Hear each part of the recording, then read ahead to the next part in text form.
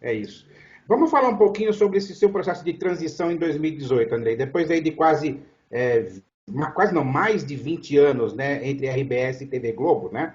Você migrar aí para a internet e especificamente voltando e direcionando para o direito, né? Como é que foi esse momento de transição, na saída da Globo para a criação do Lei em Campo? Eu sempre tive lá atrás a minha ideia de conciliar o direito com o jornalismo. Eu fiz as duas faculdades paralelas, a minha vida era maluca, eu entrei na faculdade com 17 anos, estudava jornalismo de manhã, trabalhava à tarde e trabalhava com publicidade, olha só que maluco. Jornalismo de manhã, trabalhava com publicidade à tarde e de noite fazia faculdade de Direito. Mas o curso de Direito noturno na Federal são 6 anos, no jornalismo são 4. Então, me formei antes no jornalismo, entrei através de um processo de seleção de estágio, na verdade era um curso de jornalismo durante 6 meses, na RBS, que é afiliada da Globo. Entrei e não saí mais de lá. Minha ideia era terminar a faculdade de Direito, fazer já um mestrado em seguida, mas eu disse, vou esperar 2 anos para dar um fôlego, porque cansei um pouco, apesar da gente ter 17 anos, e quando a gente tem 17 anos, a gente tem energia para tudo, 19 nessa idade. E aí eu esperei um pouco, só que a vida de jornalista, vocês sabem como é que é, viaja num dia, está num lugar, num dia no outro, nunca consegui fazer absolutamente mais nada no direito. E a Globo exigiu uma exclusividade também. Eu fui para o Recife, do Recife fui para São Paulo, mas desde 2014, na Copa do Mundo de 2014, eu comecei a refletir e olhar para frente. A gente sempre tem que fazer esse exercício de como é que eu vou estar daqui 5 anos. Eu acho um exercício importante esse. Pelo menos para mim funciona muito.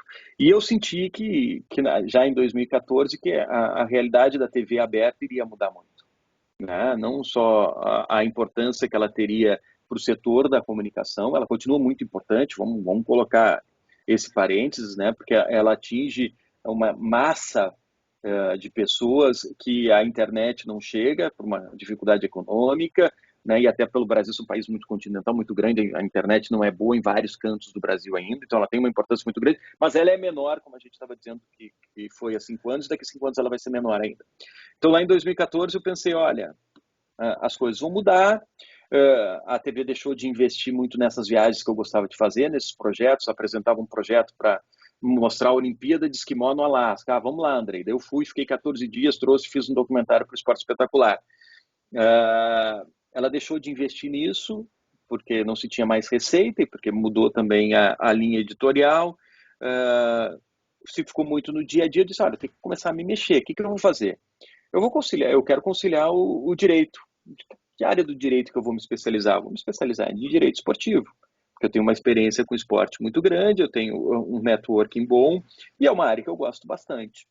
Então, um pouquinho antes de sair da Globo, eu comecei uma pós-graduação em Direito Esportivo, 2 anos de um curso.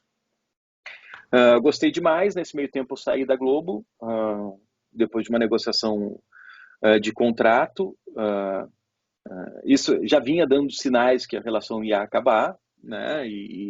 Era interessante, e as coisas estavam se caminhando para esse lado. Daí eu não renovei em 2018, terminei a minha pós-graduação, entrei de um sócio num escritório, Gelson Ferrarese, que é muito forte na parte trabalhista e na parte tributária, justamente para montar esse braço de direito desportivo. E paralelo a isso eu fiz um curso de análise tática do futebol, porque eu também queria migrar para o comentário.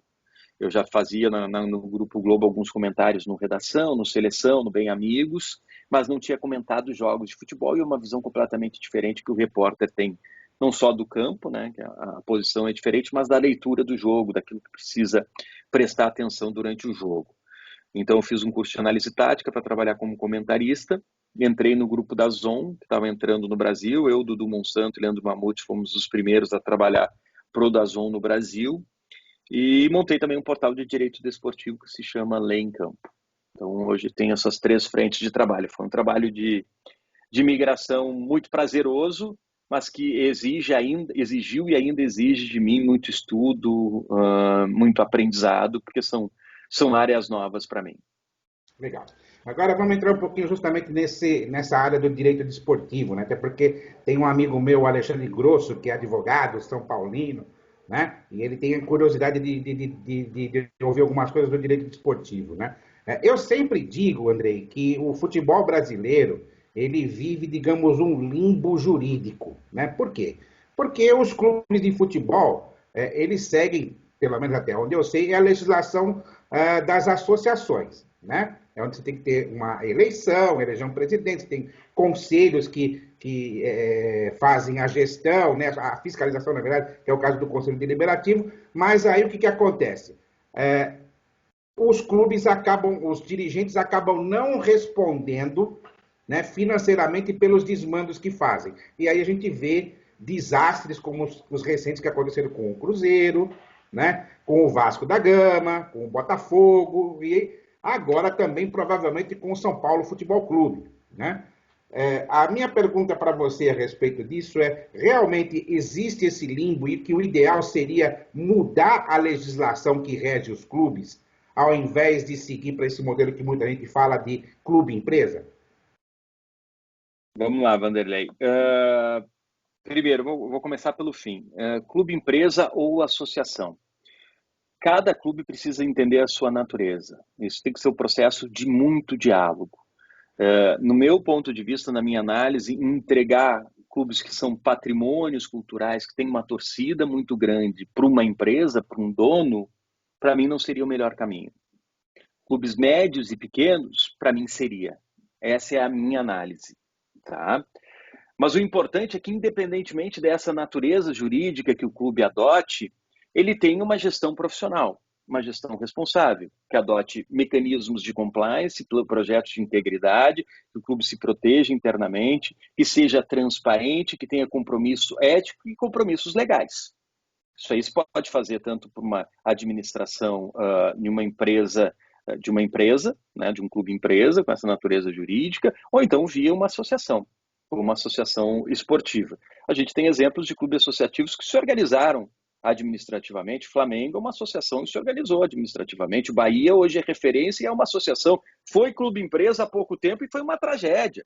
Uhum. E a gente tem clubes que, como associação, estavam muito desorganizados, como o Bragantino, e que agora se organizaram como uma empresa e são um sucesso. Então, não é a associação ou o clube-empresa que vai determinar o sucesso de um clube. O Minas Tênis Clube, por exemplo, né, de Belo Horizonte, que é um clube mais direcionado para o esporte olímpico, mas que fez uma reorganização e também é um modelo interessante de gestão, né? Também. Então, assim, não precisa mudar a natureza jurídica para isso. Esse é o primeiro ponto. Segundo, a nossa legislação pode ser aperfeiçoada, mas já existem caminhos legais para se punir o gestor irresponsável. Tem crime de gestão temerária, por exemplo. A gente tem lá no Internacional, em Porto Alegre, uma denúncia do Ministério Público em cima de antigos gestores do Internacional, da gestão do Vitório Pífero. Ele pode ser preso. O Cruzeiro, provavelmente, os diretores da gestão passada do Cruzeiro podem ser presos.